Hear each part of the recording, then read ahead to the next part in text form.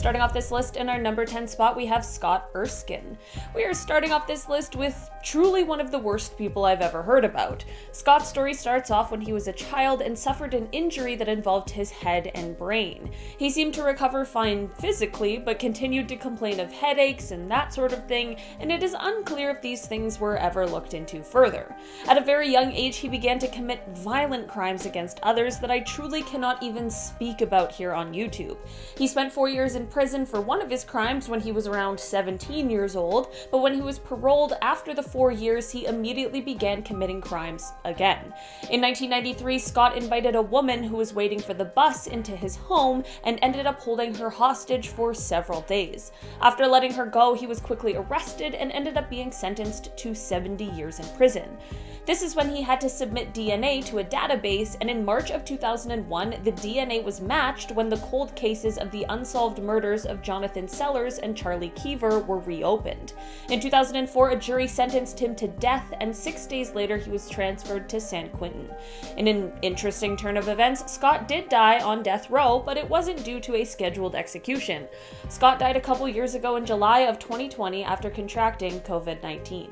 In our number 9 spot today, we have the Iceman. While this name makes me think of someone whose superpower is shooting ice out of their fingertips, Richard Kuklinski got his nickname in the most gruesome way possible. He became one of America's most prolific killers after being hired by the famous Five Families in New York City. He had around a 30-year career as a contract killer, and while he only ended up being charged and convicted for 4 killings, he had claimed that the number was actually closer to 250.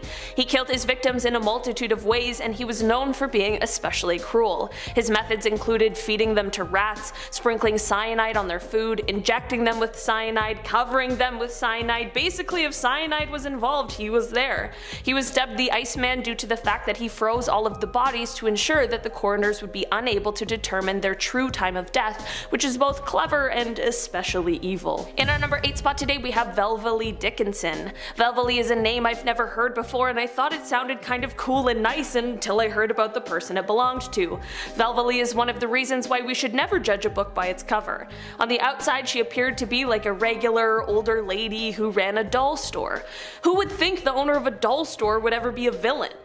Okay, probably everyone. Anyway, as far as I know, everything started out more normal, but once her husband passed away from a heart attack, things took a sinister twist as she started to take on some interesting side projects for a little extra cash. In 1942, the FBI was able to intercept a letter that was on its way to Buenos Aires. This letter spoke of a quote wonderful doll hospital and quote 3 old English dolls, and the FBI was like, hey, that's kind of weird, so their cryptographers went to work, and it was uncovered that this letter was actually sent in code. As it turns out, these letters were actually sending military secrets to Japan, and some of the information within them would have been extremely valuable if the letter hadn't been intercepted and never delivered.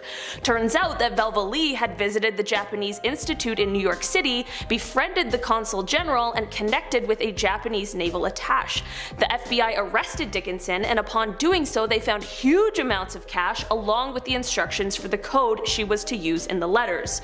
She ended up being sentenced to only 10 years in prison. In our number 7 spot today, we have Vladimir KOZAK. Okay, I cannot make this one up. Vladimir was a man from Moldova who is known for his 2005 crime stint that involved hypnosis. Apparently, he was able to rob banks by waltzing in, putting the staff into some sort of hypnotic state, and then telling them to hand over cash. I don't want to believe it, but what else am I to do? Apparently this method ended up getting him tens of thousands of dollars from various banks. Okay, this story is really unbelievable, and there's nothing that suggests that Vlad has ever been caught, so this story needs a little context to make a little more sense. At the time of these crimes, Moldova was the poorest country in Europe, with residents making an average of $2 a day. So it is thought that instead of hypnosis, Vlad might have promised the tellers to give them a share of his stealings in exchange for them to go along with this whole hypnosis story. At the end of the day, who knows for sure? I guess only Vlad and those tellers. In our number 6 spot today we have Joshua Brady. Okay, so part of being a supervillain can often involve having a group of people working under you who you delegate tasks to, but they are the ones who do the dirty work, and that is exactly what Joshua Brady did when he convinced a couple of people that he was an operative working for the CIA. He told them that he had a super important mission he needed assistance with, and it was an issue of national security. What was this mission, you may be wondering? Well, of course it was to rob some banks, because there is nothing like banks functioning completely normal and safely full of people's stored money that seems like a horrible threat. The mission was called Operation Downstrike, and in the end it would be these two minions Joshua found who ended up foiling his not so foolproof plan. The two men were not able to get even a single dollar from the banks, and when the police caught up with them, Joshua tried to evade the police and even told them, quote, "You can't make people disappear, only I can do that." What a super villainy quote for someone who had the worst plan ever. Unsurprisingly, Joshua was captured shortly after, but lucky for him he received quite a minor sentence of only 3 years of home supervision. But as it turns out, Joshua was really struggling with his mental health, and this sentence allowed him to get the help that he needed. In our number 5 spot today we have Alexander SOLONIK. Alexander's villain origin story is one that starts off on the side of justice, as he got a job as a police officer in Moscow, but when it was discovered that he wasn't exactly, well, a good person, he was dismissed from the job. After this he spent some time as a gravedigger, which is a strange transition, but again we're talking about his villain origin story, so it doesn't have to make sense to us. He then was caught and sentenced to 8 years in prison for a crime that he had committed, and it was during this time in prison that he started to make some contacts with the Russian mafia, because they were impressed that he was able to take down 12 inmates who had tried to harm him all at the same time. So if that kind of takedown wasn't super villainy enough, he then escaped from prison, which isn't really all that easy, and he went on to join a local crime organization and began his work as a hitman. He earned himself the nickname the Super Killer, as he was often tasked with killing the leaders of any rival group. He was now infamous among the world of criminals and also the world of law enforcement in Russia. After his arrest, because he wasn't searched thoroughly enough, he pulled a concealed weapon out from under his raincoat in the police station and opened fire, which took the life of 5 officers. I'm not even done yet. He went back to prison and then escaped again and disappeared, but ended up resurfacing with a fake passport in Greece. In the end, in 1997 he was killed by a fellow hitman and ex-marine.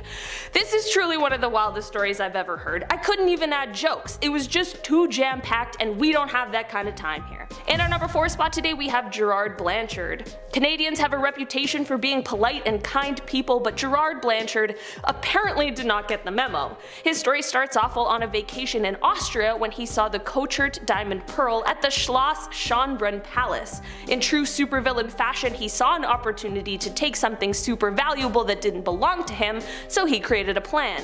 Then, under the cover of darkness, like he's in a Mission Impossible movie, he parachutes onto the roof of the palace, slips into the window he unlocked, and then switches the diamond with a fake replica one that he bought at the gift shop. I literally feel like I've seen this movie before, and it's called The Pink Panther. He even went back to the scene of the crime to watch people look at and admire this fake replica that they obviously thought was the real deal.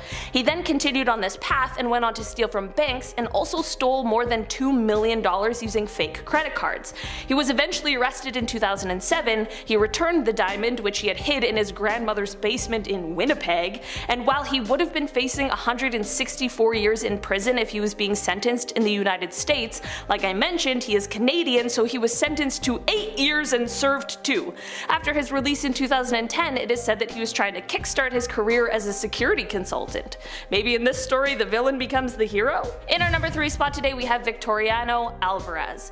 Victoriano certainly sounds like the name of a leader, and I guess this guy was kind of one in the worst, most roundabout way ever. Clipperton Island was an island that is located in the Pacific, and during the 18th and 19th century everyone was trying to lay claim to it and rule it. I'm talking Britain, France, Mexico, and of course our friend Victoriano. He was actually the lighthouse keeper on the island, and in 1910, when Mexico needed to stop sending vital supplies to the island because they were focused on the rising revolution happening there, most of the inhabitants ended up contracting scurvy, which sadly led to their death. In the end, only Victoriano, a small group of soldiers, and about 12 women and children were left. The soldiers ended up passing away shortly after in an accident, so you know what Mr. Lighthouse did? He threw all but one of the rifles into the sea, loaded the one remaining weapon, and like the worst person he is, he declared himself king of the island. From here, he went on to kill anyone who disagreed with him, and who also was extremely harmful to the women who were unfortunately left on this island. That was until one badass woman named Tirza Randin simply had enough. She found a hammer and, well, the rest is history. In our number 2 spot today we have Dr. Chaos. With a nickname like that, it is no wonder this guy made it onto this list today. Also known as Joseph Konopka, this is a person that has been the source of much confusion and mystery because no one can quite seem to figure out why. Basically, Joseph got up one morning, quit his well-paying regular job, and began recruiting followers on the internet, calling the group the Realm of Chaos. From here, he and his followers went and committed a series of attacks on different utility services, which ended up costing an estimated $3 million worth of damage. The group was responsible for 28 power failures and 20 other service interruptions at Wisconsin power plants. They committed arson, disrupted radio and television broadcasts, disabled an air traffic control system, sold bootlegged software, and damaged the computer systems of internet service providers. When authorities finally caught up with Dr. Chaos, he was found to be stockpiling cyanide in the tunnels of the Chicago subway system, which clearly meant that his plans to do evil were certainly not over yet. In crazier news, he was released from prison in 2019, so that's kinda terrifying. Also, what is it with the people on this list and cyanide? In our number 1 spot today we have MARVIN HEEMEYER. Okay, so every supervillain needs like a machine or a tool that's like their thing, right? Like think Doc Ock with his arms, or Green Goblin with his bad breath, or whatever his thing is. Well, these villains don't have anything on MARVIN HEEMEYER, who built what was referred to as the Killdozer. Yeah, that sounds absolutely terrifying, right? It is. Basically, long story short, Marvin was the owner of an automobile muffler repair shop and lived in Granby, Colorado. After multiple disputes between Marvin and the city over zoning as well as health city accordances, Marvin had finally had enough. While the fight over fines were happening, for a course of 18 months, Marvin secretly modified a bulldozer by adding different layers of steel and concrete to make it bulletproof, and then he equipped it with cameras, and then he had 3 gun ports for 3 different kinds of rifles. In the end, he went on a 2.5-hour rampage in this thing that caused approximately $7 million worth of damage. In the end, no one's life was taken except for Marvin himself, which was unfortunately done at his own hands. This truly is one of the most insane stories I've ever heard, and it has an absolutely tragic ending. I could not believe I have never even heard of it before. Number 10, the Eyeball Man. Can anyone honestly say they aren't scared of this guy? The dude blacked out his eyeball, so he looked like a demonic Jack Skellington. More like Hack Skellington. Eyeball Man's real name is Jason Barnum and is currently living out a 22-year sentence for shooting an Alaska police officer. Barnum's crime was heavily influenced by a hefty addiction to chasing the dragon. 3 officers were investigating vehicle break-ins and burglaries in South Anchorage and spotted a vehicle related to the attacks in a hotel parking lot. They checked out the security footage and saw a man carrying a tote to room 209. Barnum and 2 others were in the room, and when officers entered the bathroom, the shootout began. Barnum was injured in the arm, but they arrested him when he got out of the hospital, and they had to deal with how terrifying he looks, even though he's behind bars. So, yeah. In our number 9 spot today we have Bernard HUNWICK. Bernard HUNWICK was nicknamed Barry the Bear and is one of the most infamous hitmen from the 80s and 90s, and despite that cute and cuddly nickname, he certainly is not that.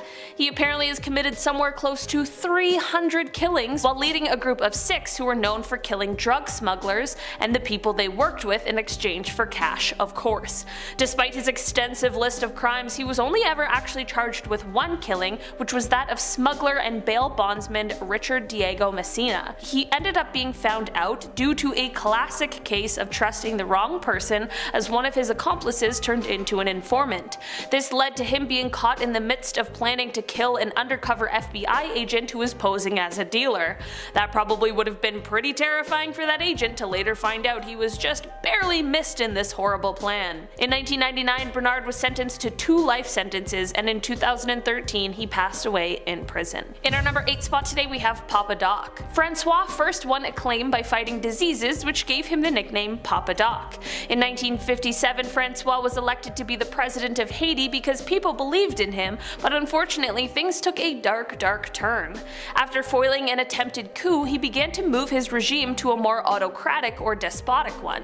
He also attempted to solidify his ruling by incorporating elements of Haitian mythology into his propaganda. He named himself Baron Samedi and even created propaganda that depicted Jesus, showing him as some kind of a chosen one. From here, he created his own police force, and they traveled throughout Haiti and began killing any and everyone who opposed him. Apparently it was so bad that Haitians were afraid to express any kind of discontent, even in private. In 1961 he was re-elected, which you might be sitting there wondering how. Well, of course no one was about to run against him because of that whole killing everyone thing that was going on. It is estimated that he and his force killed about 30,000 innocent people, and he remained as president until his death in 1971. In our number 7 spot today we have Adam Worth. Adam's story starts when he joined the Union Army during the Civil War, and through some clerical error was listed as deceased on paperwork. Instead of correcting this mistake, he took advantage of it by then touring different regiments, signing up to collect the bounty, and then disappearing again.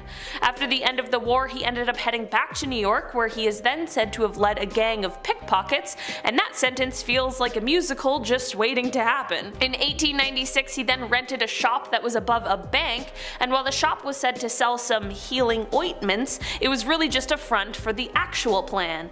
Adam's plan was to dig a tunnel into the bank vault located below, and surprisingly, it worked. After stealing the money, it is said that he fled to London, where he then began living a lavish lifestyle full of yachts and racehorses, and he began planning the next heists in order to maintain this new life. He planned to hit banks located all over the world, and he even stole a portrait of the Duchess of Devonshire from the London Gallery just because he liked the Duchess. He was eventually caught, and he spent an appropriate 5 years in prison.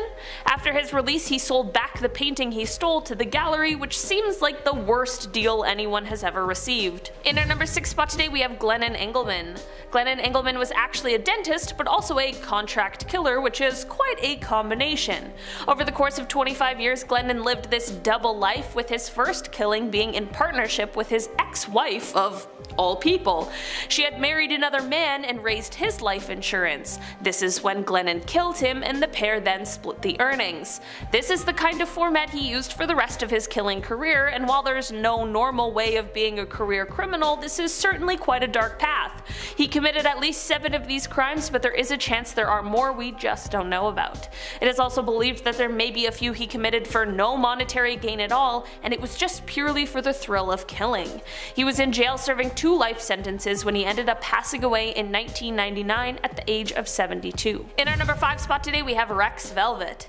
Not all supervillains are created equal, and that is clear with Rex Velvet, as he is definitely not like anyone else on this list. Rex has not committed any killings or bank robberies or really very many crimes at all, to be perfectly honest. His supervillainy comes from his huge sense of theatrics and the desire to take down a vigilante hero. In 2011 there were reports in Washington that there was a very serious vigilante hero known as Phoenix Jones who was fighting crime on the streets. While I'm sure this person had the best intentions, this vigilante justice was only creating more problems in reality, and it was making the jobs of the police more difficult. That is when Rex Velvet was born. Rex donned a spiffy outfit and created videos that gave the hero an ultimatum in order to end his activities. Rex took his little persona even further and went on what some would call a terror spree, but truly in the most lighthearted way possible. The only real crime this man ever committed was stealing the Seattle Seahawks mascot Blitz, and that was part of a Make-A-Wish request, so I'm gonna go ahead and refer to that as not a crime. In the end, Phoenix Jones and the other vigilantes working beside him disbanded their group, which is truly for the best, and Rex responded to it in the most supervillain way possible. He of course invited them all to join his villainous squad. In our number 4 spot today we have Martin Shkreli. This piece of work is in jail for a few different fraud charges, but he is best known for one in particular. He's been nicknamed Pharma Bro, which is the worst supervillain nickname since Captain Cold. In 2015, one of the pharmaceutical companies that he was the CEO of obtained the manufacturing license for the anti-parasitic drug Daraprim, which is most commonly used to treat an AIDS-related condition called toxoplasmosis. Nothing wrong with that. Obtaining a license to manufacture this medication that people need to live their lives. Cool. Except he took this medication that has no generic version and hiked the price astronomically so that people could choose between their health or literally anything else. I'm talking about insane price hikes. The pill went from $13.50 to $750 overnight. Some people call him a supervillain, but I just prefer the term piece of shit. In the end, because of this and other fraud charges, he was sentenced to 7 years in federal prison and $7.4 million in fines. In our number 3 spot today, we have Giuseppe Pino Greco. Giuseppe Greco is incredibly notorious for the role he played with the Sicilian Mafia as one of their hired killers. He played an extremely significant role in the Second Mafia War that took place in the 1980s, where he carried out dozens of killings. He is known for using his favorite weapon, which is an AK-47, which truly gives insight into just how gruesome his crimes really were. He was a high-ranking member of the Mafia, but he enjoyed getting his hands dirty and ended up leading what were called death squads. He did end up being killed, as can be a common thing in that line of work, and his body was actually apparently dissolved in acid, which is all kinds of messed up. He ended up still being sentenced to life in prison in absentia after his passing for 58 different killings. It definitely takes a lot for them to still try you after you pass away, but I think 58 killings is probably a fair reason to do so, and remember, those are just the ones that are publicly known about. In our number 2 spot today, we have Alexander Pichushkin. Also known as the chessboard killer, this is the man known to have killed at least 49 people, but it is possible that that number could be closer to around 60. His crimes took place between 1992 and 2006 in Russia, and he has said that his aim was to take the lives of 64 people, the same number as the squares on a chessboard. That is absolutely horrifying. He later recanted that statement, however, and somehow made it only more horrifying when he explained that he would have just continued killing indefinitely if he hadn't been caught. After being caught, he claimed that his crimes made him feel like God. He said, quote, "I feel like the father of all of these people since it was me who opened the door for them to another world." That is truly the most horrendous thing I think I've ever heard a person say. Luckily, he was caught and sentenced to life imprisonment, with the first 15 years of it being served in solitary confinement. In our number 1 spot today, we have Miguel Angel Trevino Morales. Miguel's story starts when he spent his teenage years in a gang in Texas before he joined a group of Mexican Special Force deserters who had their own sort of group. Before long, he became their number 1 man, and the group started smuggling drugs, investing into horse breeding, and they began conquering different areas of Mexico, all the while killing a lot of people. It is said that Miguel got so used to his life of killing that he couldn't sleep at night if he didn't take at least one life that day. He was known as Z40, and aside from the multitude of gruesome ways he would take lives, he was also known for carving a letter Z into their stomachs. If all of this wasn't enough for supervillain status, he is also said to have basically run like a training camp for people to become like him. He would force new recruits to take other people's lives in incredibly gruesome ways, and the whole thing is really just awful. In 2011, it is said that he pulled over buses that were full of immigrants who were headed to the United States, and he gave them all weapons and made them fight to the death. The winner of this he then brought into his gang. In 2013, thankfully his spree was brought to an end when he left his hideout and was picked up by the Marines. Despite all of these crimes, he did give up without incident. Starting off this list in our number 10 spot, we have Shoko Asahara. If you're looking for a villain in real life, a good place to start is usually the leader of a cult.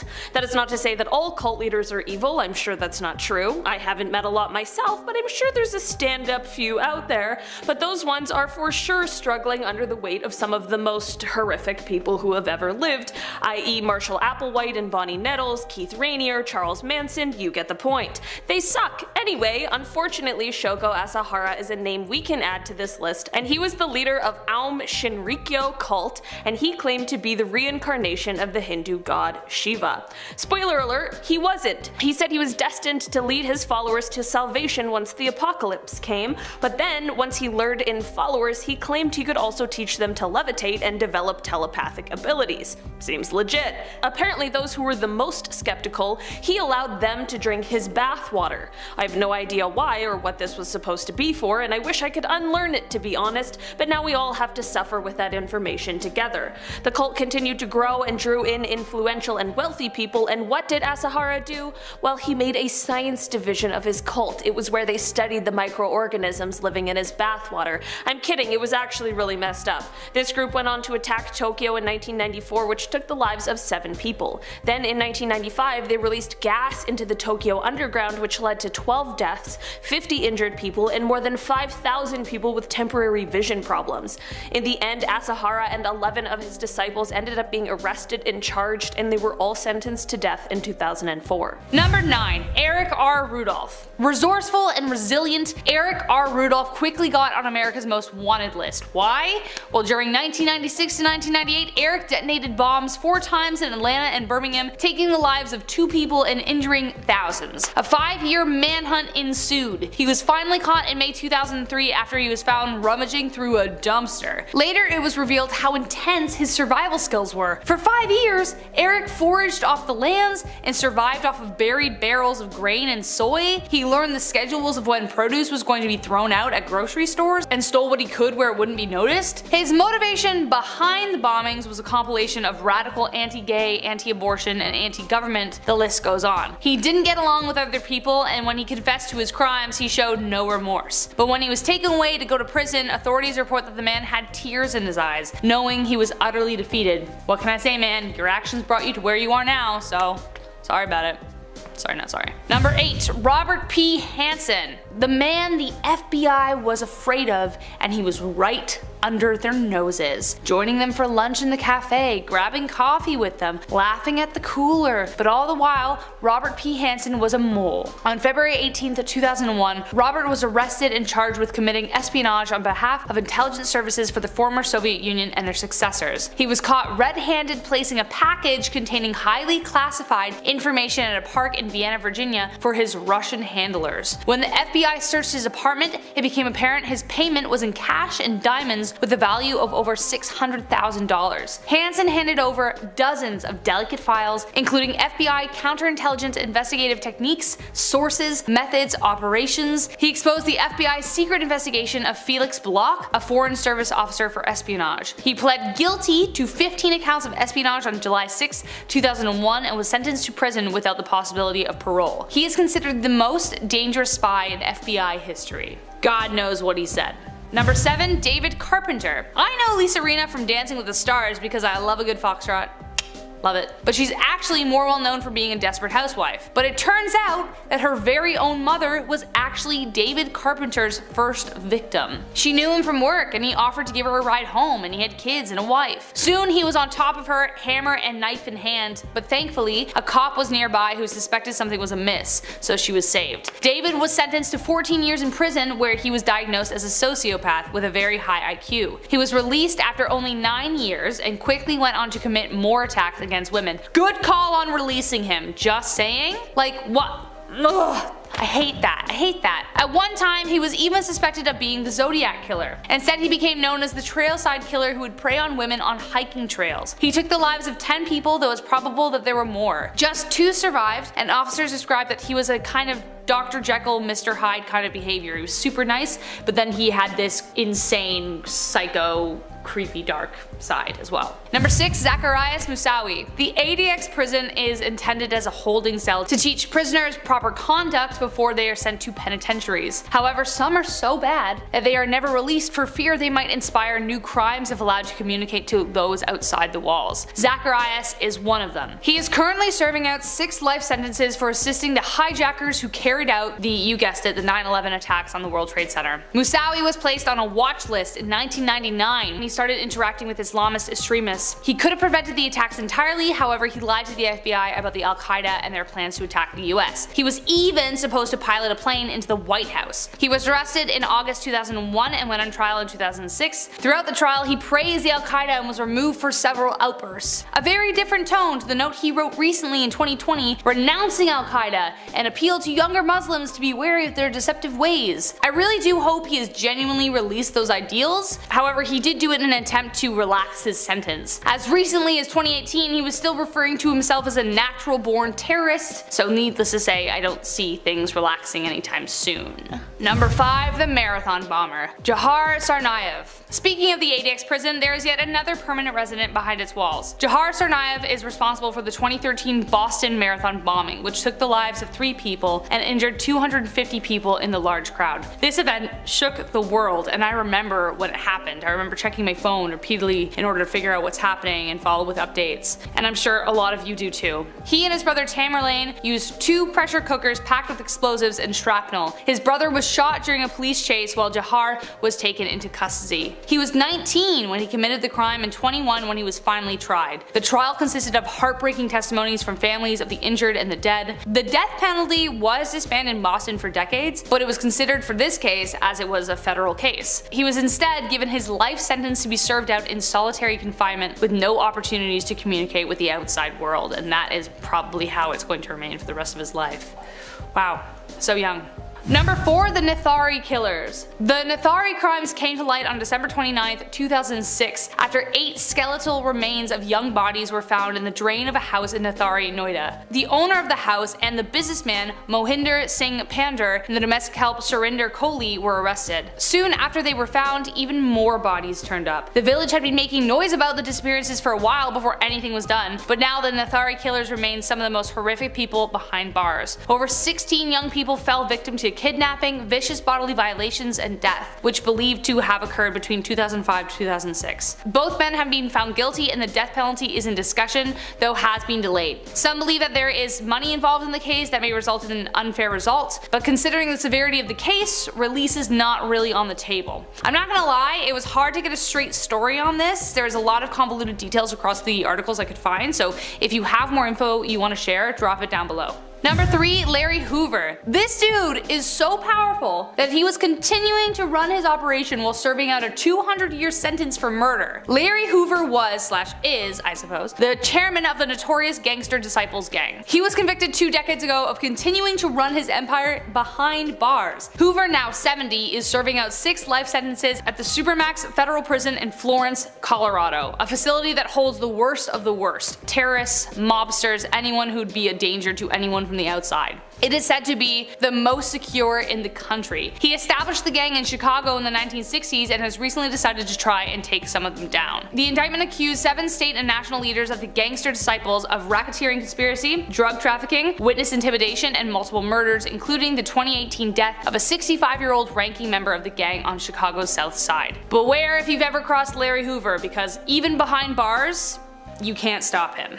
Number 2. James Marcello. I honestly sound like I'm in a 1940s film noir when I was researching this. You'll see why in a second. He is the highest ranking Chicago mob boss in prison, also known as Jimmy the Man Marcello. Now at the age of 76, he filed a petition in June 2020 to have his sentence tossed out. Jimmy was one of 5 top criminals who were convicted of the 2007 Family Secrets racketeering case. He was convicted of taking the lives of Tony the Ant Spilotro and his brother Michael. They were found in a cornfield in June 1986 after being beaten and strangled to death in Jimmy's basement. He was sentenced to life in prison in 2009 and currently resides at the Supermax facility in Colorado, just like Mr. Hoover. Marcello's father was also in the biz, and so was his big brother, Big Miggy. The family had influence. There were crimes that hit the news and crimes no one knows about. Either way, now Jimmy wants out. He's like, come on, give an old guy a break. Not for you, Jimmy. Not for you. And And last but not least, Monstrous Maudsley. Whew.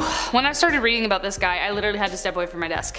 There were some images I just didn't want to read, but here we are. Meet the man so dangerous that he is now kept in a below ground glass box in complete isolation. Not only did he take lives outside of prison, but inside of it, he was the man everyone feared. The point that made me turn away was what he did with a spoon, which dubbed him the nickname of Hannibal the Cannibal. Robert Maudsley has been locked away in a glass box, just like the infamous villain, for over 40 years. He was sentenced to life in prison after taking the lives of 4 people. His crimes were so violent, the cops nicknamed him Blue because that was the color of the first victim. But his crimes did not end behind bars. He brutalized and took the lives of abusers of young victims behind bars in vicious and terrifying ways, just like you would predict people would do in prison. He was so volatile and laissez-faire about it that the only thing the prison thought to do about it was build him his own cage. He is allowed 1 hour of exercise a day. His childhood was riddled with abuse, and he would often take most of it to protect his siblings. This violent childhood, along with his extreme intelligence, resulted in a violent appetite. However, after 40 years of psychiatry, appeals are being made to improve his well-being. Honestly, he did some awful stuff. If there's even a way out of the dark for even the worst and the worst of us, then it should be at least attempted. That's my mentality of it, but man, oof, creepy. Number 10, starting off strong with the Boston Strangler. Yeah, you know where this is going. On January 18th, 1967, Albert DeSalvo was convicted and confessed to be the Boston Strangler, though some people believe he wasn't the only one. Due to inconsistencies in the trial, many believe that there was someone else involved. Either way, whoever he was, the Boston Strangler was an awful person. The perpetrator somehow managed to talk his way into women's apartments despite warnings from the media. Women all across Boston were arming themselves, and yet still he found his victims. I don't need to go into detail, but based on his name I think you know how he took their lives. And then some. From June 14th, 1962 to January 4th, 1964, he killed 13 people, abusing the bodies in ways that would haunt your nightmares. So yeah, there's clear why he's on this list. And if that's number 10, get ready. In our number 9 spot today we have Dennis BTK Rader. The BTK killer, whose real name is Dennis Rader, was one of the worst serial killers from 1974 to 1991. He left taunting letters to police and newspapers where he described his crimes, but thankfully his annoyingly large and misplaced ego is what led to his demise. Because he craved the attention so badly, in 2004 he started communicating with the media again to try and be all smug or whatever, but this, combined with his utter lack of knowledge on how technology works, led to him being arrested in 2005. Imagine getting away with those crimes for so long and your ego and your own ignorance does you in the end. During his trial, he didn't apologize for his crimes, but he did describe them in full detail, which is horrifying and honestly very unnerving. After his trial, he ended up being sentenced to 10 consecutive life sentences with a minimum of 175 years. When Rader was first arrested and police were taking him to the station, an officer asked him, "Mr. Rader, do you know why you're going downtown?" To which he replied, "Oh, I have suspicions why." Ew. In our number 8 spot today we have Chester Turner. Chester is an American serial killer who, on April 30th, 2007, was convicted of taking the lives of 11 women in the Los Angeles area, and on June 19th, 2014, he was convicted of 4 more that they were able to tie back to him. He has been referred to by prosecutors as one of the most prolific serial killers in the city's history, and if you know Los Angeles's history with things like that, that is not something to take lightly. In his original trial that led to conviction, Chester was sentenced to death, but at the following one in 2014, he also received an additional death sentence. In the end, like with a lot of these kinds of stories, DNA came to save the day and help authorities find out who was committing these horrible, horrible crimes. In our number 7 spot today, we have Gary Ridgway. This horrible human being is also sometimes known as the Green River Killer, and his crimes took place somewhere between 1982 to potentially as recent as 2001. He was convicted of 49 crimes but confessed to an unbelievable 71, which makes him the second most prolific serial killer in the United States in terms of confirmed killings. Most of his victims were either sex workers or women in other vulnerable circumstances, and through DNA profiling evidence, in 2001, authorities were able to connect him to 4 of his crimes. From there, they made a deal with him where they would spare him the death sentence in exchange for disclosure of the location of all of the missing women. Gary took the deal and was spared the death sentence and instead was sentenced to life without the possibility of parole. Not only did he say that he chose the type of victims he did because they were, quote, easy to pick, and that he, quote, hated most of them, but he also called his crimes his career. I hate him. In our number 6 spot today, we have Charles N.G. Charles' story really starts off shortly after he moved to the United States on a student visa. He dropped out after his first semester, and soon after he was involved in a hit-and-run accident. He then tried to avoid prosecution by enlisting in the United States Marine Corps, using false documents that stated his birthplace was within the United States. He was arrested by military police a year later for stealing automatic weapons, and then somehow he escaped custody, headed back towards Northern California, and this is where he met Leonard Lake, who is another real piece of work. Charles did end up going away and serving a bit of time, but it was only 18 months and then he was back with Leonard, and that is when the two started their crime spree together. It is believed that together the pair took the lives of somewhere from 11 to 25 different people. When Leonard was caught and brought in for questioning, he sneakily took a cyanide pill he had hidden in his jacket and took his own life, but Charles ended up standing trial.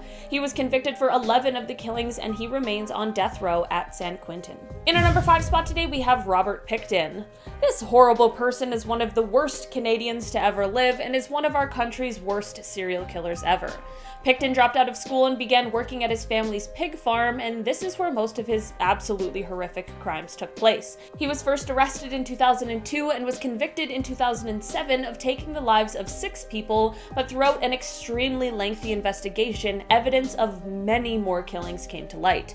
During his time in jail, an undercover police officer posed as his cellmate, and Pickton confessed to 49 crimes to him. Apparently, he was saying to the undercover officer that he wanted to take one more life to make it an even 50, and that he only got caught because he was sloppy. The entire trial was a bit of a mess, but it led to a life sentence without the possibility of parole for 25 years, which was the longest possible sentence under Canadian law at the time.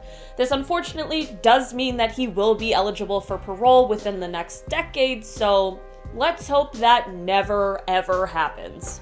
In our number 4 spot today, we have the Golden State Killer. The Golden State Killer is one of the most well-known serial killers ever, and that is never a good thing. From 1973 to 1986, the GSK was responsible for taking the lives of 13 people, harming 50, and 120 different burglaries all across California.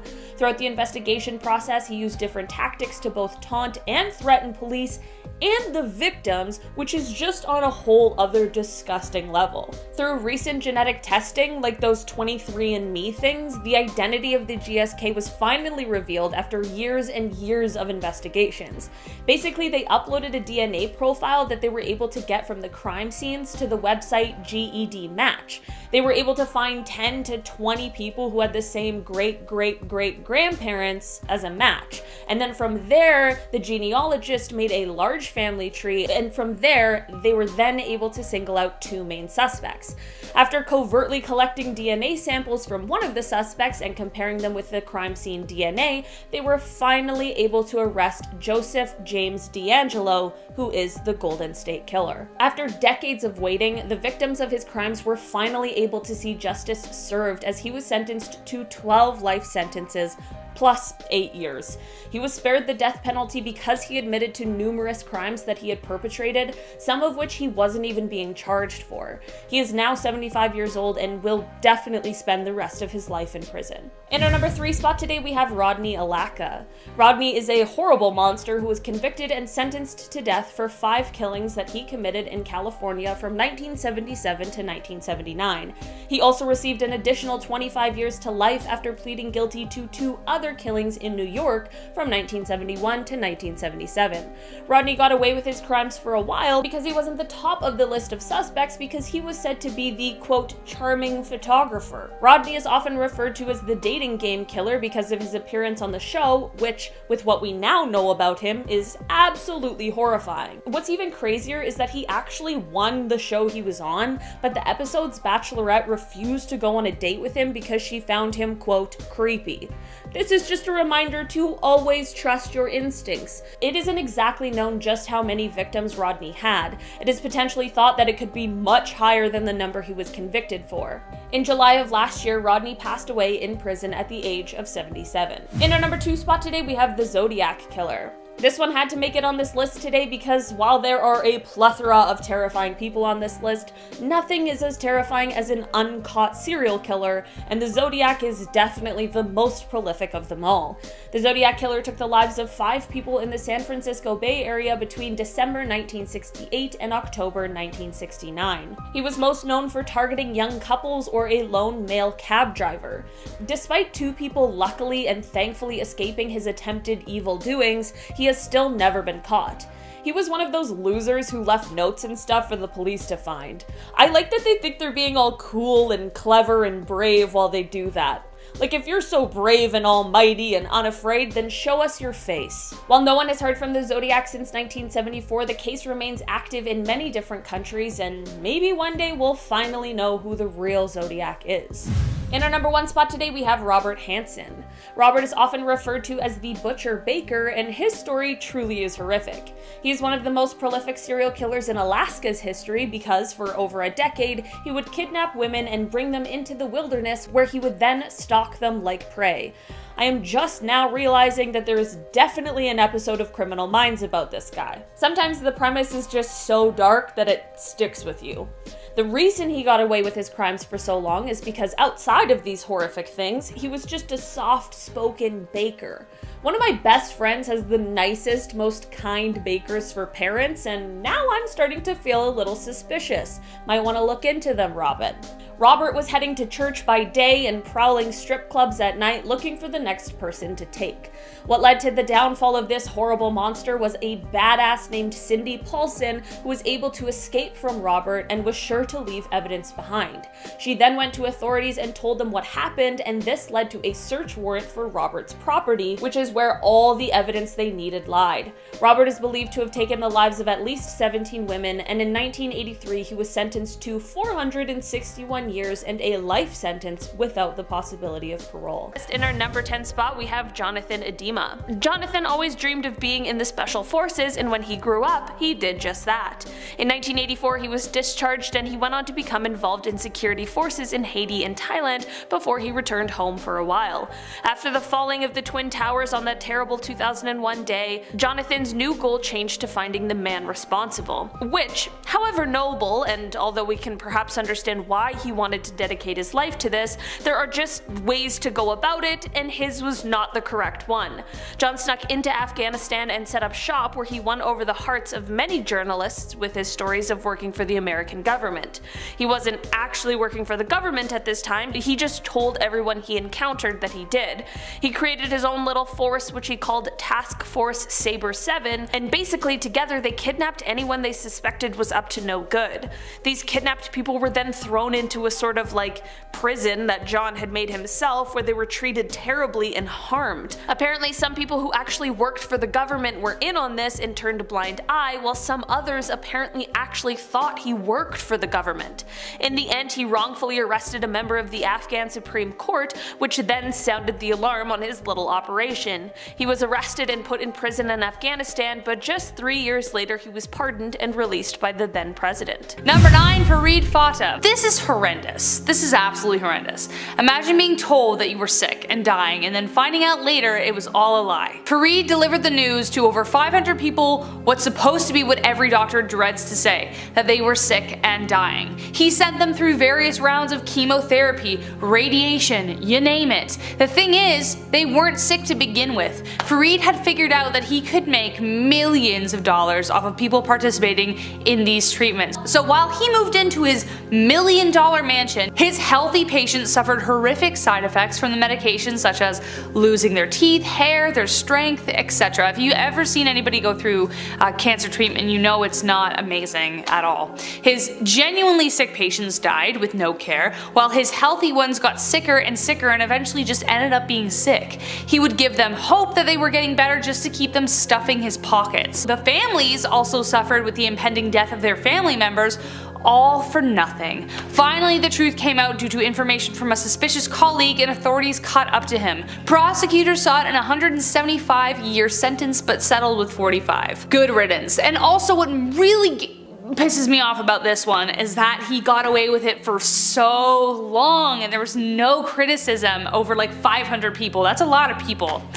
Ugh, bothers me so much. Let's keep going. Number 8. This one's a little controversial. Oliver Cromwell. Yeah, I know. I don't know. I feel like I'm risky, you know what I mean? He wasn't a very nice guy. Sure, he did some good, but he decimated a lot of people and he abolished theater, which is a big no in my books. After the Civil War, Cromwell took over as protector of England. For most of his rule, he was pretty much viewed as a dictator. Some believe that he saved democracy, but his means of getting there were brutal and unrelenting.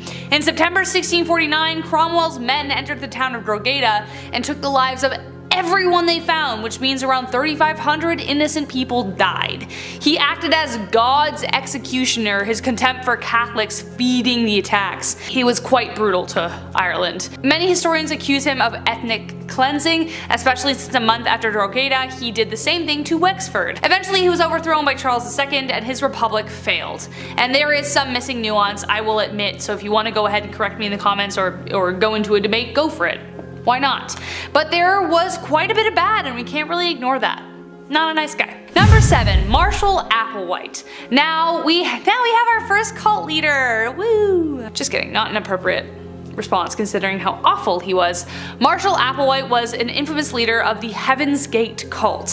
His first arrest was a little tame. He was arrested when he failed to return a car that he rented. His reason was that he was divinely authorized to own the car. He had some pretty extravagant disillusions and an inflated perspective of self, as cult leaders often do. He manipulated several people to join his cult and participate in a procedure requiring surgical castration. He made everyone wear baggy clothes and was convinced that they were waiting for a UFO to arrive. The Haley Bob comet was the signal and Applewhite organized a last supper of sorts. They all went to a restaurant and ordered the same thing: turkey pot pie, cheesecake, blueberries, and iced tea. Not my choice, honestly. Finally, on March 21st, when the comet was days out, he manipulated 30 people to take their own lives. Number 6. The Serpent. I'm a big fan of Jenna Coleman, who played Clara in Doctor Who, and when she showed up in the new Netflix show The Serpent, like, I was in. But then I was horrified to learn that it was about a real human that existed, and I really wish they didn't.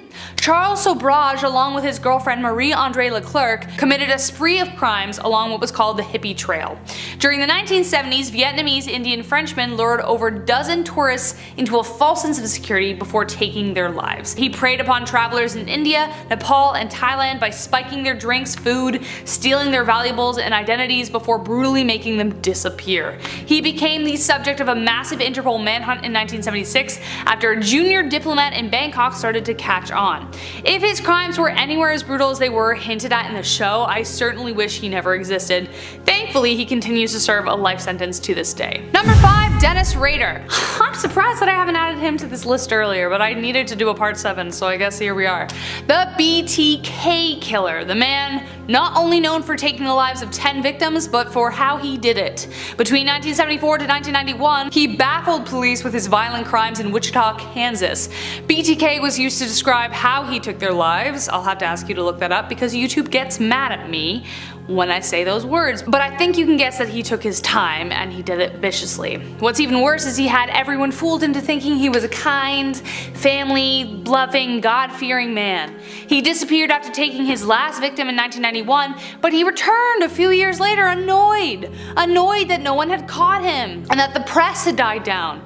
In 2004, on the anniversary of one of his crimes, the Otero family, Dennis sent a floppy disk to the police. This helped police track him down to his church, but even then, it wasn't until 2005 that he was finally arrested and sentenced to 10 life sentences. One per victim, I guess. I think we know why he's on this list. Number 4. Ed Kemp. Good old Eddie Kemp. Again, weird that I haven't added him to this list sooner. A weird kind of evil because he actually ended up giving authorities a ton of information on psycho killers. But alas, he haunts my dreams and I just really wish we didn't have to worry about men like him.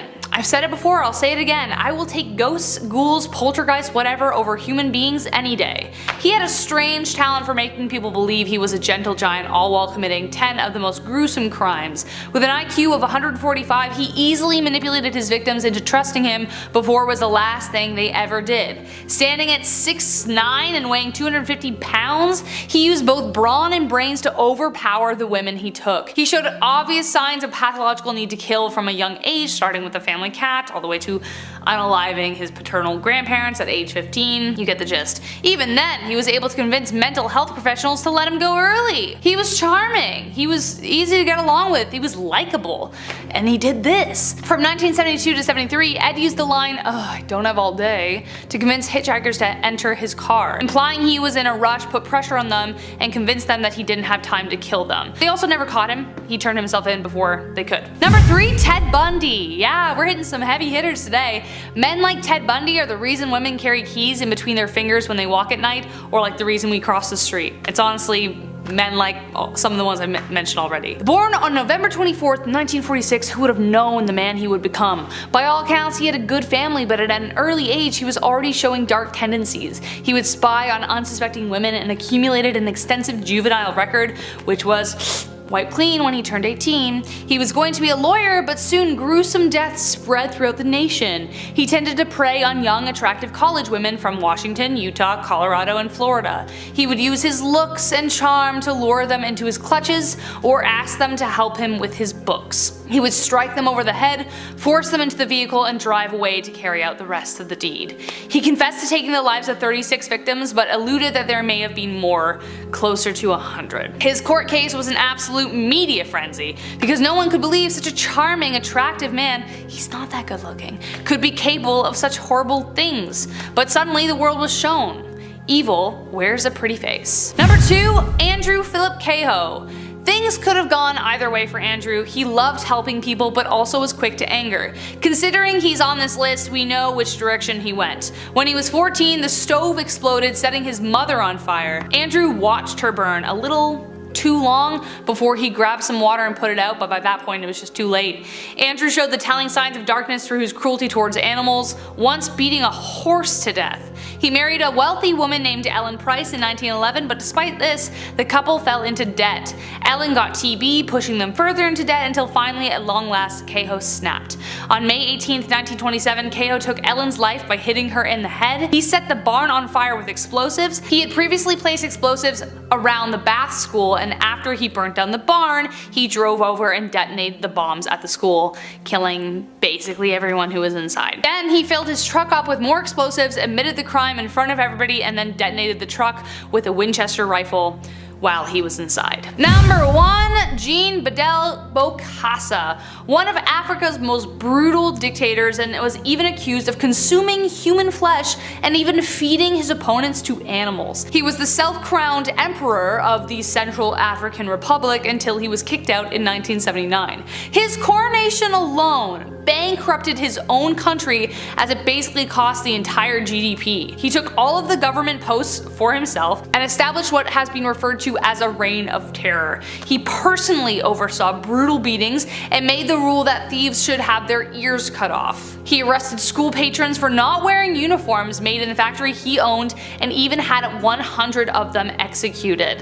In 1980, he was finally sentenced to death in absentia, though he decided to return to Africa in 1986. Why he was allowed to, no idea. From there he was tried again for his crimes, but he never faced the death penalty. Instead, he just went to jail, and he was released in 1993, then he died, and then he was pardoned in 2010. What? Why was he pardoned? He was literally the worst.